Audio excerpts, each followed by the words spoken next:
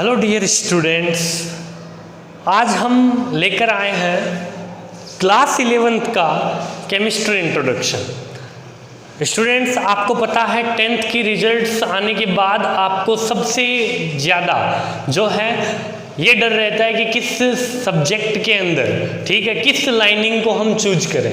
ठीक है students, science line आजकल जो स्टूडेंट, ज़्यादातर जो स्टूडेंट्स हैं उनका जो मेन फोकस होता है वो साइंस की तरफ होता है, और वो इसलिए होता है क्योंकि इस चीज़ का स्कोप हम सारे जानते हैं कि इस चीज़ का आगे स्कोप क्या है, कितनी स्ट्रीमिंग हमें जो है ओपन मिलती है इन चीज़ों में। 12th साइंस जो नाम है, मेरा मतलब साइंस लेने के बाद आपको टेक्नोलॉजी के बारे में, हालांकि ये चीज़ है कि आजकल कंप्यूटर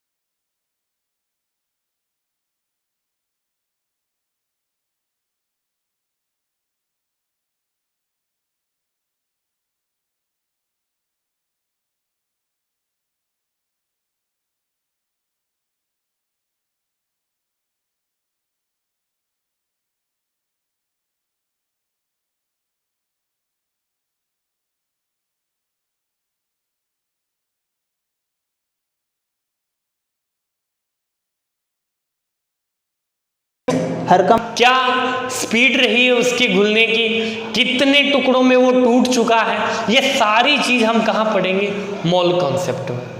उसके बाद डियर स्टूडेंट इसके अंदर एक टॉपिक और पढ़ना है जो भी एक बेसिक टॉपिक है, जिसका नाम है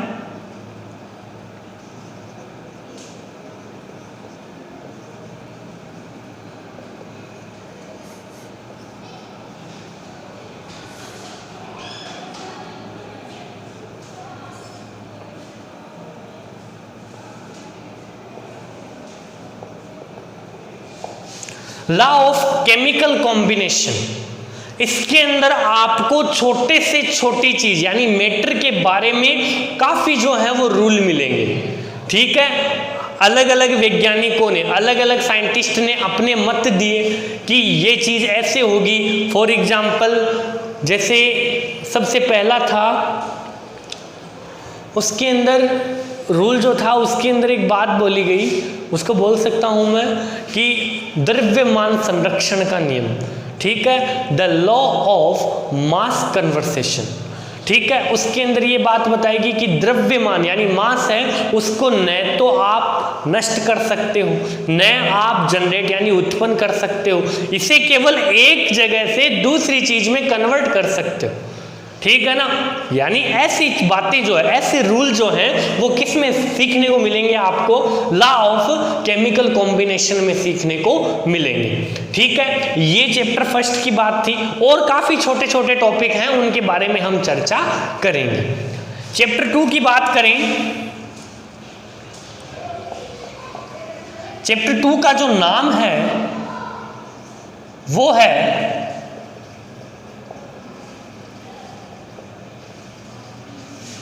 एटॉमिक स्ट्रक्चर। क्या नाम है, एटॉमिक स्ट्रक्चर। एटम के अंदर 3 पार्टिकल होते हैं जिन्हें आप एटॉमिक पार्टिकल कहते हो, electron, proton and neutron. Atom के ऊपर 4 मॉडल भी दिए गए थे, for example Dalton, Rutherford, Thomson and bore, वो चारों एटम के मॉडल इसमें पढ़ने, ठीक है। मेरा मतलब एनर्जी लेवल ऑफ एटम वे भी इसके अंदर पढ़ना है। एटम के चारों तरफ जो इलेक्ट्रॉन जो चक्र लगा रहा है उनका जो एंगुलर मोमेंटम होगा, कोणीय संवेग, उसके बारे में भी इसी चैप्टर के अंदर बात करेंगे, ठीक है। एक लाइट जो है, मेरा मतलब सनलाइट है, वो अगर मेटल पे आती है तो इलेक्ट्रॉन निकलते हैं, उन इलेक्ट्रॉन की स्पीड क्या होती है, किस स्पीड से जो वो लाइट है वो इस यहाँ पर अपने इस अर्थ पे आती है, ठीक है, अपने यहां तक आती है सनलाइट, वो भी किसके अंदर पढ़ेंगे, इसी के अंदर पढ़ेंगे। वो एटॉमिक स्ट्रक्चर किसके अंदर, इलेक्ट्रॉन और ID card of electron, electron की जानकारी आपको जहां से प्राप्त होती है उस जगह को हम क्वांटम नंबर कहते हैं। तो क्वांटम नंबर का जितना भी बेसिक है वो सारा किस में आएगा, एटॉमिक स्ट्रक्चर के अंदर आएगा।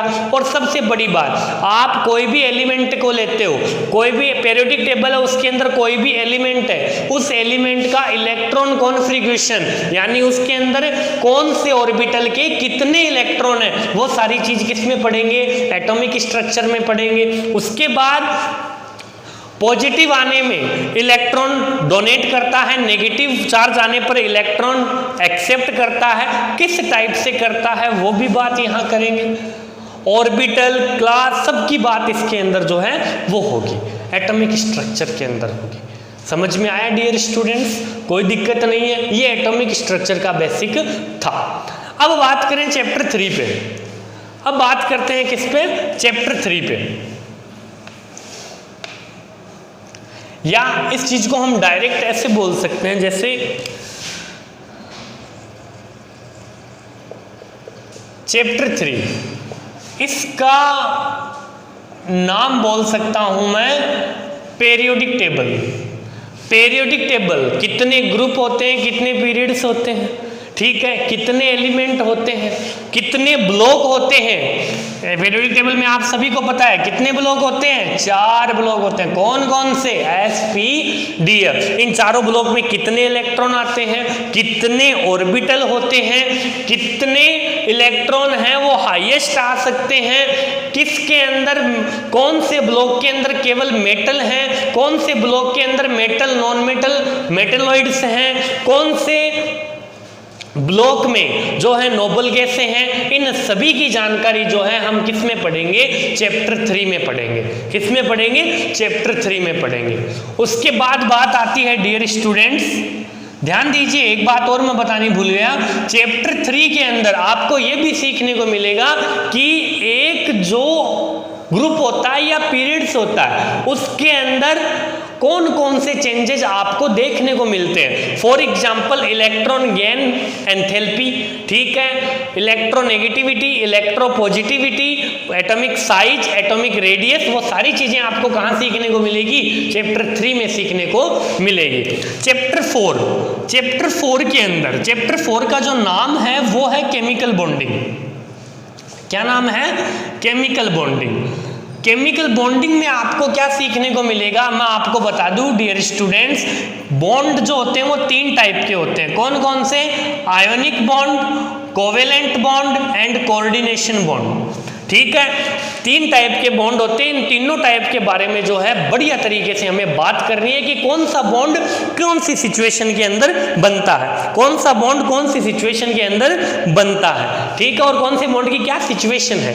उसके बाद सबसे बड़ी चीज आएगी कि कोई भी चीज पे आप चार्ज लगाते हो, कोई भी चीज पे आप चार्ज लगाते हो, यानी उस चार्ज को प्रूव करना। जैसे CO3 है, इस पे -2 होता है, तो इस -2 को प्रूव करना है कि -2 ही होता है। कौन से टॉपिक में पढ़ेंगे ये बात, फॉर्मल चार्ज वाले टॉपिक में पढ़ेंगे। उसके बाद आपको कौन सा कंपाउंड किस ऑर्बिटल में जाके स्टेबल हो रहा है, उसके लिए आपको जो है एक टॉपिक, सबसे इंपॉर्टेंट टॉपिक 11th क्लास का, जो आपके जब तक केमिस्ट्री चलेगी तब तक साथ चलेगा, जिसका नाम है हाइब्रिडाइजेशन। कौन सा कंपाउंड कौन से ऑर्बिटल में अपने आप को स्टेबल रखता है, ये चीज कौन बताता है, हाइब्रिडाइजेशन बताता है, ठीक है। ये आपको केमिकल बॉन्डिंग में इतने इंपॉर्टेंट टॉपिक, और कुछ साइंटिस्ट की केमिकल बॉन्डिंग के ऊपर थ्योरीज हैं, जैसे कि VSEPRT, दूसरी है VBT, तीसरी है MOT, valency cell electron pair repulsion theory, यानी इलेक्ट्रॉन पेयर आपस में रिपल्सन किस टाइप से करते हैं, लोन पेयर में किस टाइप से करते हैं, बॉन्ड पेयर में किस टाइप से करते हैं, वो हम इस valency cell electron pair repulsion theory के अंदर पढ़ेंगे।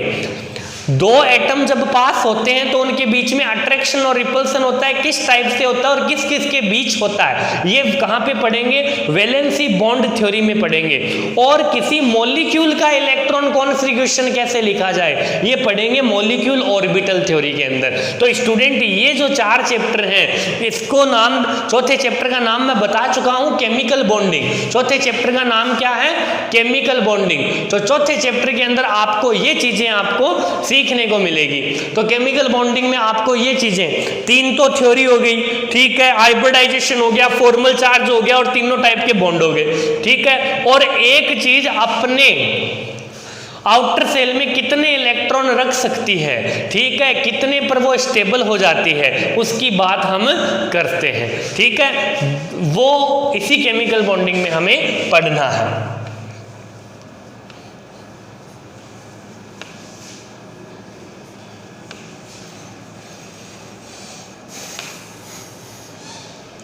केमिस्ट्री की बुक है वो आपके 2 पार्ट में, केमिस्ट्री की जो 11th की बुक है वो आपके 2 पार्ट के अंदर डिवाइड है।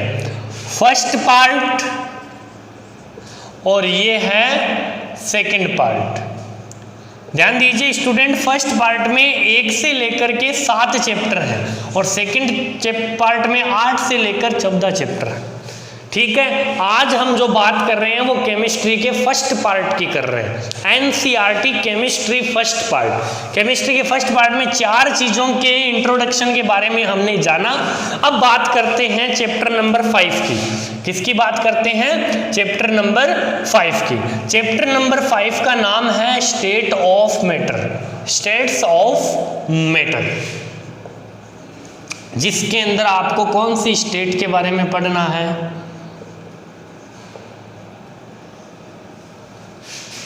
गैस स्टेट के बारे में पढ़ना है। गैस स्टेट के अंदर जैसे आपको वो सारी चीजें पढ़नी है कि गैसों की जो काइनेटिक थ्योरी है कि गैस किस टाइप से एक पात्र में फैलती है, ठीक है। दूसरी बात, पार्शियल प्रेशर, अगर एक ही पात्र के अंदर दो से अधिक गैसें हैं तो वो किस टाइप का बिहेव करेगी, वो सारी डाल्टन्स पार्शियल प्रेशर वाले रोल में पढ़नी है, ठीक है। और कई टाइप के जो बॉन्ड हैं उनके बारे में भी आपको पढ़ना है। तो gas state, state of matter के अंदर गैस स्टेट के बारे में हम बात करेंगे चैप्टर नंबर 5 के अंदर, आइडल गैस इक्वेशन, ठीक है। ध्यान दीजिए, अगला जो चैप्टर है वो रहेगा चैप्टर 6 जिसका नाम है थर्मो। थर्मो से रिलेटेड है थर्मोडायनेमिक्स। क्या है? थर्मोडायनेमिक्स। थर्मोडायनेमिक्स में आपको ऊष्मा गतिकी से, ऊष्मा यानी थर्मो से रिलेटेड, नाम से स्पष्ट है, थर्मो से रिलेटेड जितनी भी लैंग्वेज है, जितनी भी एंथैल्पी है, एंट्रोपी है, वो सारी चीजें आपको कहाँ पढ़नी है? थर्मोडायनेमिक्स में पढ़नी है, जिसका शॉर्ट है थर्मो, है ना। एमिट होती है कोई, ठीक है, वो कौन सी रिएक्शन होती है, किसी के अंदर एब्जॉर्ब होती है हीट, तो वो कौन सी रिएक्शन होती है, वो सारी चीज आपको कहाँ पढ़नी है? थर्मोडायनेमिक्स में पढ़नी है। उसके बाद पार्ट फर्स्ट का लास्ट चैप्टर है चैप्टर नंबर 7 जिसका नाम है, ये आपके लिए नया है, इक्विलिब्रियम। थर्मोडायनेमिक्स आपको फिजिक्स में भी जो है मिलेगी, थर्मोडायनेमिक्स और ये state of matter gas state, ये दोनों फिजिक्स में भी आपको अच्छे तरीके से मिलेगी, ठीक है। Equilibrium, equilibrium her state of matter पे लागू होती है, हर स्टेट ऑफ मैटर पे अप्लाई होती है, ठीक है। इक्विलिब्रियम जैसे कि liquid solid equilibrium, liquid gas equilibrium, solid gas equilibrium, ठीक है। इक्विलिब्रियम कहीं भी अप्लाई हो सकती है, ठीक है। उसके बाद मैं बात करूं इक्विलिब्रियम के अंदर आपको सबसे बेस्ट है एसिड बेस थ्योरी देखने को मिलेगी, acid base theory, pH scale, ठीक है, solid acid, weak acid, solid base, weak base, इनके बारे में आपको इक्विलिब्रियम में सीखने को मिलेगा। तो डियर स्टूडेंट्स, केमिस्ट्री के पार्ट 2 थे, पार्ट फर्स्ट और पार्ट सेकंड। पार्ट फर्स्ट के बारे में जो इंट्रोडक्शन है, पार्ट फर्स्ट का इंट्रोडक्शन है, वो हमने इस वीडियो के माध्यम से आपको दिया है, ठीक है।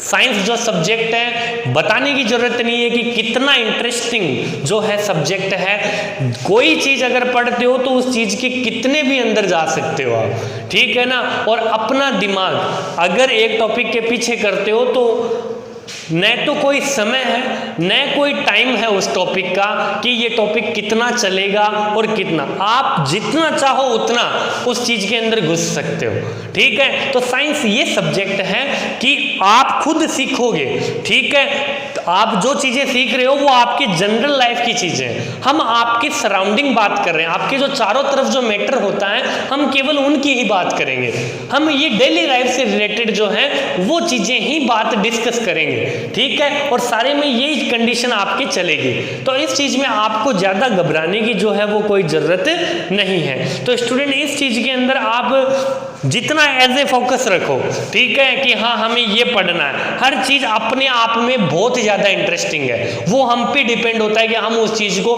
कितना ज्यादा इंटरेस्टिंग कर सकते हैं, वो इंटरेस्टिंग टॉपिक हम हमारे खुद पे डिपेंड होता है, ठीक है। तो स्टूडेंट ये था अपने पार्ट फर्स्ट का इंट्रोडक्शन। आगे के पार्ट में आपको पार्ट सेकंड, ठीक है, जिसके अंदर ऑर्गेनिक केमिस्ट्री के कुछ टॉपिक हैं उनके बारे में कंसल्ट करवाएंगे। ये था आज का पार्ट फर्स्ट, एक as a introduction of 11th class, 11th science chemistry, ठीक है, जिसके अंदर आपने केमिस्ट्री के पार्ट जाने कि 2 पार्ट हैं, पार्ट फर्स्ट और पार्ट सेकंड 11th में। फर्स्ट में 1 to 7 चैप्टर है और दूसरे में 8 to 14 है। 8 to 14 चैप्टर की बात करेंगे पार्ट सेकंड में। इसी के साथ स्टूडेंट वीडियो को कंप्लीट करते हैं। Thank you.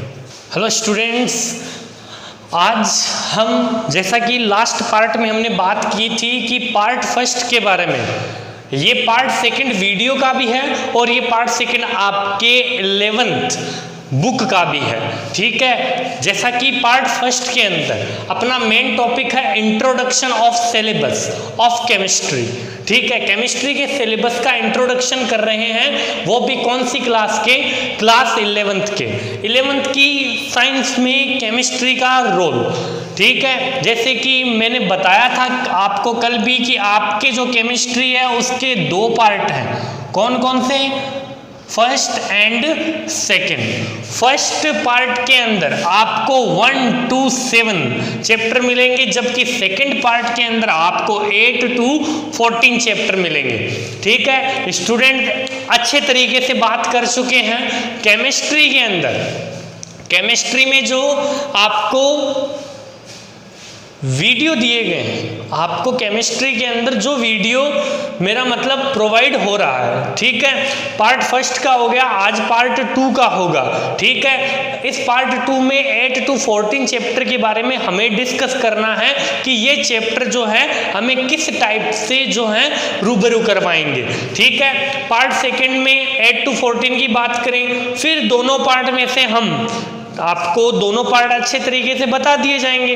इन दोनों पार्ट में आपको क्या करना है, इन दोनों पार्ट में बाद में हम क्या करेंगे अभी कि इन 1 to 14 चैप्टर से inorganic, organic and physical chemistry के जो हैं वो पार्ट अलग करेंगे। स्टूडेंट ध्यान दीजिए, देखें सेकेंड पार्ट की बात कर रहे हैं। आपके पार्ट सेकेंड में फर्स्ट चैप्टर जो आता है यूनिट 8, कौन सा, यूनिट 8, जिसका नाम जो है वो क्या है, रेडॉक्स रिएक्शन। क्या नाम है, रेडॉक्स रिएक्शन। डियर स्टूडेंट्स सभी को पता है रेडॉक्स रिएक्शन वहां होती है जहां पर ये 2 घटना देखने को आपको मिलती है, और एक तो है ऑक्सीडेशन और एक है रिडक्शन। एक तो है ऑक्सीडेशन और एक है रिडक्शन। ऑक्सीडेशन ऑक्सीजन से रिलेटेड, जबकि रिडक्शन हाइड्रोजन से रिलेटेड, ठीक है। यहां पर आपको इस चैप्टर के अंदर केमिस्ट्री का सबसे बड़ा पॉइंट होता है केमिकल रिएक्शंस। लगभग बच्चों के बहुत से डाउट होते हैं केमिकल रिएक्शन के अंदर। तो स्टूडेंट आपको बता दूं यूनिट 8 में आप किसी भी टाइप की रिएक्शन है, ठीक है, उसको बैलेंस करना सीखोगे, उसको बैलेंस करना सीखोगे। वो कोई भी टाइप की रिएक्शन हो, ठीक है, आपको कोई भी रिएक्शन दे दी जाए आप उसको क्या कर सकते हो, बैलेंस कर सकते हो। इस चैप्टर में आपको ये सीखने को मिलेगा कौन सी चीज कितने बॉन्ड बनाती है और उसका ऑक्सीडेशन नंबर कितना है, वो भी आप इसी चैप्टर के अंदर अच्छे तरीके से सीखोगे, ठीक है। ये था यूनिट 8 का इंट्रोडक्शन। इसके अंदर एक टॉपिक और है, ये एक टाइप से फिजिकल केमिस्ट्री का पार्ट है। इसके अंदर आपको सेल के बारे में भी पढ़ना है। किसके बारे में, सेल के बारे में। एक ऐसे सेल के बारे में पढ़ेंगे जिसमें ऑक्सीडेशन और रिडक्शन दोनों टाइप की रिएक्शन होती है। उस सेल का नाम बताना चाहूंगा, डेनियल सेल। क्या नाम है, डेनियल सेल। आगे जो है यूनिट 9 यानी चैप्टर नंबर 9, जिसका नाम है डियर स्टूडेंट्स, जिसका नाम है हाइड्रोजन। जिसका नाम क्या है, हाइड्रोजन। पेरियोडिक टेबल का एक ऐसा एलिमेंट जिसका प्लेस जो है वो फिक्स नहीं है। तो हाइड्रोजन के बारे में बात करेंगे। हाइड्रोजन के मोस्ट इंपॉर्टेंट कंपाउंड, मेरा मतलब H2O, ठीक है, द बेसिस ऑफ लाइफ, इसके बारे में इंट्रोडक्शन पढ़ेंगे। हाइड्रोजन का फॉर्मेशन कहाँ होता है, कहाँ हाइड्रोजन सबसे ज्यादा आपको मिलती है। एक तो होता है वाटर और एक होता है हेवी वाटर, भारी जल, ठीक है, उसके बारे में भी बात करेंगे। हाइड्रोजन के जो हैं आइसोट्रोपिक जो हैं, ठीक है, मेरा मतलब जैसे हाइड्रोजन कितने रूप में, हाइड्रोजन कितने रूप में इस नेचर के अंदर मिलता है, ठीक है, इसके बारे में भी बात करेंगे। उसके बाद हाइड्रोजन से रिलेटेड एक जो टॉपिक है वो है H2O2, जिसका नाम है हाइड्रोजन पेरोक्साइड। इसकी जो स्ट्रक्चर है वो लेपी टाइप स्ट्रक्चर है, एज ए लैपटॉप टाइप, जिसको लेपी टाइप स्ट्रक्चर कहते हैं। इस H2O2 की जो है स्ट्रक्चर के बारे में भी हम अच्छे तरीके से पढ़ेंगे। ठीक है, तो हाइड्रोजन का जितना भी रोल है अपनी नेचर में वो आपको इस चैप्टर में सीखने को मिलेगा। It's the very important and very interesting chapter. ठीक है, यूनिट 9। अब स्टूडेंट हम बात करते हैं यूनिट 10 की। ठीक है, ध्यान दीजिए डियर्स।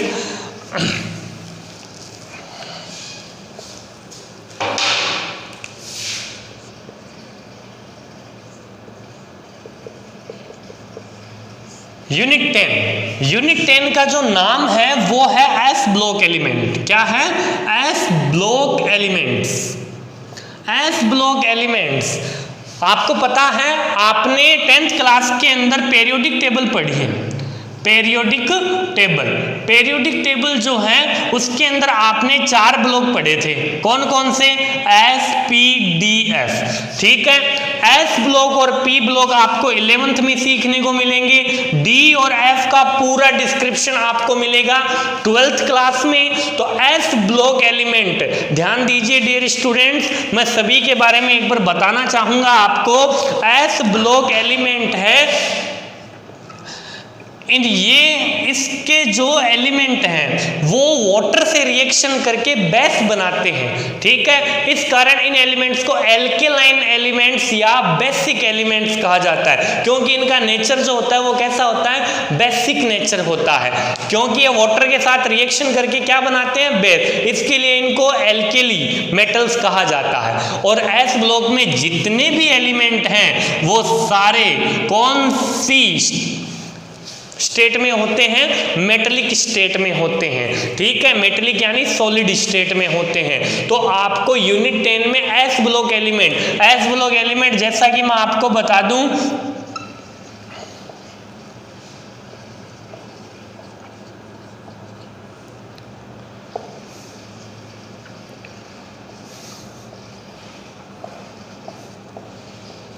ये एस ब्लॉक के एलिमेंट्स हैं। ठीक है, एस ब्लॉक के अंदर आपको सीखने मोस्ट इंपॉर्टेंट जो हैं इनके बारे में आपको सीखने को मिलेगा, जो अपने डेली लाइफ के अंदर बहुत ज़्यादा इंपॉर्टेंस रखते हैं। इनके बारे में sodium, magnesium, potassium, calcium, beryllium and lithium, इनके बारे में इंपॉर्टेंटली आपको जो है इनका जो बायोलॉजिकल इंपॉर्टेंट है, इनका अपना डेली लाइफ में जो इंपॉर्टेंट है, इनके बारे में आपको कहां सीखने को मिलेगा?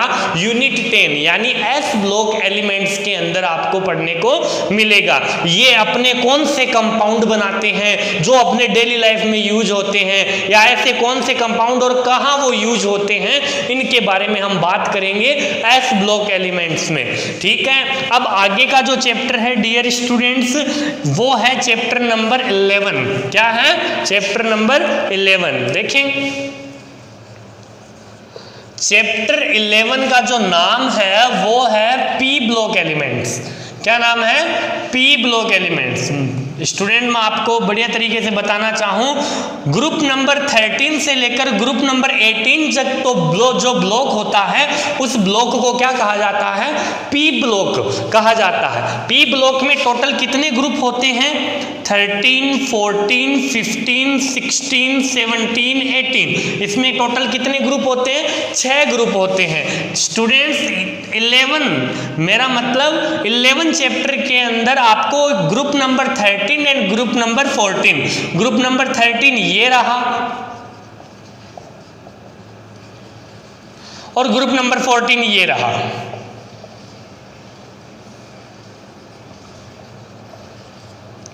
इसको वर्ग नंबर, ये ग्रुप नंबर 13 या 14, इसको बोरॉन फैमिली, इसको कार्बन फैमिली कहते हैं। इनके बारे में जो है बढ़िया तरीके से जो है हमें जो है स्टडी करनी है, इनके बारे में डिस्क्रिप्शन देना है। ठीक है, तो ये पी ब्लॉक और बाकी के जो हैं ग्रुप उनकी हम स्टडी करेंगे कहाँ? 12th क्लास में। ठीक है, तो यहां पर ध्यान दीजिए, इनके बारे में हमें मोस्ट ऑफ जो है बात करनी है। तो स्टूडेंट घबराने की कोई बात नहीं है, ब्लॉक केमिस्ट्री है, पीरियोडिक टेबल का नॉलेज होना चाहिए, ये बहुत जरूरी है। ठीक है, ध्यान दीजिए आगे के टॉपिक पे। इसके अंदर इन कार्बन बोरोन से किस टाइप के जो है कंपाउंड बनते हैं, जिनका डेली लाइफ यूज, इनका बायोलॉजिकल इंपॉर्टेंट, जैविक महत्व इनका क्या है भाई, मेडिकल साइंस में इनका कहाँ यूज होता है और कौन से इंडस्ट्री में इनका किस टाइप का जो इंपॉर्टेंस है वो हम बात करेंगे। आगे का जो चैप्टर है वो है चैप्टर नंबर 12। स्टूडेंट मैं चैप्टर 12 और चैप्टर 13 की आपको एक साथ बात बताना चाहूँ। चैप्टर नंबर 12 और चैप्टर नंबर 13 जो है वो है ऑर्गेनिक केमिस्ट्री। क्या है? Organic chemistry. ऑर्गेनिक केमिस्ट्री के अंदर सबसे पहले आपको सीखने को मिलेंगे आईयूपीएसी नोमेनक्लेचर। स्टूडेंट एक बार मेरी बात पे ध्यान दे, आईयूपीएसी नोमेनक्लेचर, आईयूपीएसी नोमेनक्लेचर के लिए आपको इनका नॉलेज होना बहुत जरूरी है। फंक्शनल ग्रुप जो कि आप 10th में भी पढ़ के आए हो, carboxylic acid, alcohol, aldehyde, ketone, ऐसी एक पूरी लिस्ट मिलेगी आपको। उस लिस्ट के अकॉर्डिंग आपको फंक्शनल ग्रुप के क्या करने हैं, आईयूपीएसी नोमेनक्लेचर करना है। आईयूपीएसी नोमेनक्लेचर के अंदर क्या है, कोई चीज का आईयूपीएसी नेम क्यों देते हैं? डियर स्टूडेंट ध्यान दीजिए, आईयूपीएसी नोमेनक्लेचर फॉर एग्जांपल जैसे वाटर है, H2 है, ये वाटर का फॉर्मूला है, लेकिन वाटर एक इंग्लिश वर्ड है, ठीक है। तो स्टूडेंट ध्यान दीजिए, साइंस लैंग्वेज में साइंस जो होती है, ये जो यूनियन होता है साइंस का, केमिस्ट्री का एक यूनियन होता है, वो कोई भी एलिमेंट्स या कंपाउंड का जो आईयूपीएसी नाम डिसाइड करता है। डियर स्टूडेंट आईयूपीएसी की फुल फॉर्म आपको लगभग सभी को पता है, international union of pure and applied chemistry. एक ऐसी केमिस्ट्री जिसको अप्लाई किया गया है एक यूनियन के द्वारा, एक प्योर टाइप में इंटरनेशनल लेवल पे। इस यूनियन ने, आईयूपीएसी यूनियन ने कोई कंपाउंड का जो नाम सेट कर दिया, वो जितनी भी कंट्री है, वॉल वर्ल्ड, पूरी वर्ल्ड में वही नाम चलेगा जो आईयूपीएसी ने डिसाइड किया है। नेमिंग दो प्रकार की होती है, common name and IUPAC name. IUPAC नाम कोई कंपाउंड का जो आपने दे दिया वो हर जगह वही रहेगा, कॉमन नेम अपने अकॉर्डिंग चलता है।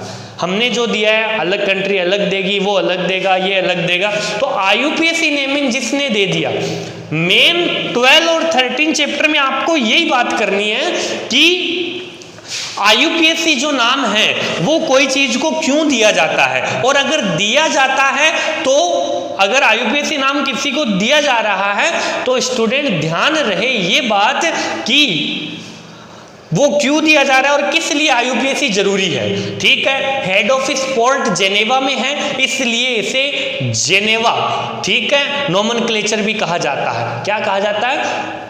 जेनेवा नोमेनक्लेचर भी कहा जाता है। तो इसने जो नाम डिसाइड कर दिया ना, फॉर एग्जांपल एक छोटी सी बात करें, जैसे ये है फॉर्मिक एसिड, ये है फॉर्मिक एसिड जो है कंट्री के अकॉर्डिंग, फॉर्मिक ये जहां से मिला था उसके अकॉर्डिंग इसका नोमेनक्लेचर कर दिया।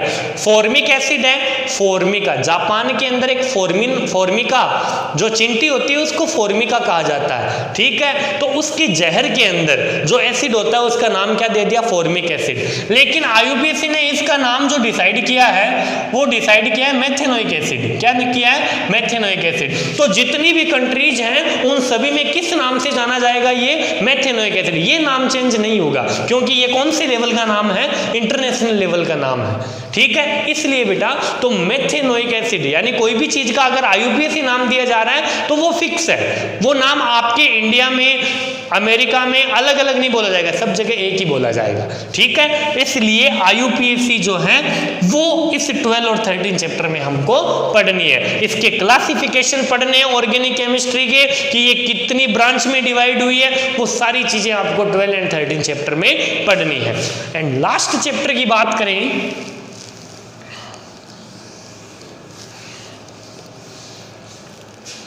लास्ट चैप्टर जो है आपकी बुक का,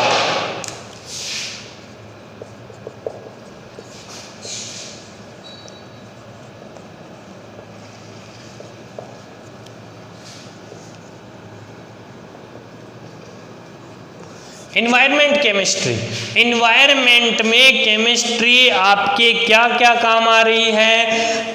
केमिस्ट्री के अंदर जैसे एग्जाम्पल के तौर पे इन्वायरमेंट में ये जो इफेक्ट है इसके बारे में हम पढ़ेंगे, ग्रीन हाउस इफेक्ट के बारे में पढ़ेंगे, ग्रीन केमिस्ट्री के बारे में पढ़ेंगे, ठीक है। ये शायद मेरे को बताने की जरूरत नहीं, इन्वायरमेंटल स्टडीज के अंदर आप यही पढ़ोगे। एक ईवीएस टाइप चीज है ना, एक ईवीएस टाइप चीज है। इन्वायरमेंट में किस टाइप से केमिस्ट्री है वो अपने पार्टीशन में डिवाइड है, ठीक है। केमिस्ट्री को किस प्रकार जो है डिवाइड किया गया है इस इन्वायरमेंट में और किस तरह वो काम आ रही है, इसलिए ये यूनिट 14 इसके बारे में बात होगी, ठीक है। ध्यान दीजिए डियर स्टूडेंट्स, ओजोन वगैरह सारी चीज़ें इस इन्वायरमेंटल केमिस्ट्री में ही आती है। केमिस्ट्री के कौन से पार्ट हैं जो एटमॉस्फेयर को, एनवायरनमेंट को फ़ायदा पहुंचा रहे हैं, कौन से जो हैं वो नुकसान पहुंचा रहे हैं। जैसे पॉलीथीन है वो भी केमिस्ट्री का ही पार्ट है, वो नुकसान पहुंचा रहा है। ऑक्सीजन नाइट्रोजन है वो भी केमिस्ट्री में पढ़ी जा रही है जो हमें फ़ायदा दे रही है। तो फ़ायदे और नुकसान वाली बात इन्वायरमेंट में हम इन्वायरमेंटल केमिस्ट्री में करेंगे। तो ये आपके केमिस्ट्री का जो है वो सिलेबस इंट्रोडक्शन था जो 11th साइंस के अंदर आपको पढ़ने को मिलेगा।